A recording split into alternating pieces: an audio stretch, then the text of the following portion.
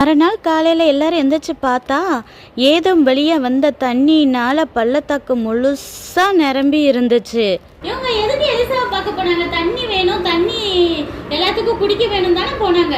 அப்ப அந்த இடம் ஃபுல்லா தண்ணியா நிறைஞ்சிருது. அதே போல எதிரி நாடும் என்ன செய்யற, யுத்தம் செய்யறதுக்காக வந்து இறங்கி இருக்காங்க. அவங்களும் விடிகாலையில வந்து பாக்குறாங்க.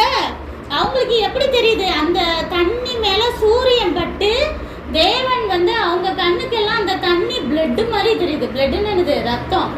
ரத்தமா தெரியுது எதிரி கண்ணுக்கு மட்டும்.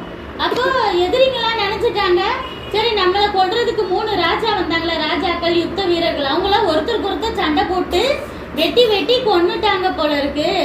அதான் தண்ணி எல்லாம் ரத்தமா இருக்குன்னு சொல்லிட்டு என்ன செஞ்சிட்டாங்க, எதிரி நாடெல்லாம் 3 ராஜாவும் செத்துட்டாங்கன்னு சொல்லிட்டு அவங்க இந்த நாட்டை கைப்பற்றணும் உள்ளக்க வந்துட்டாங்க, யுத்தம் பண்றதுக்கு, சண்டை போடுறதுக்கு.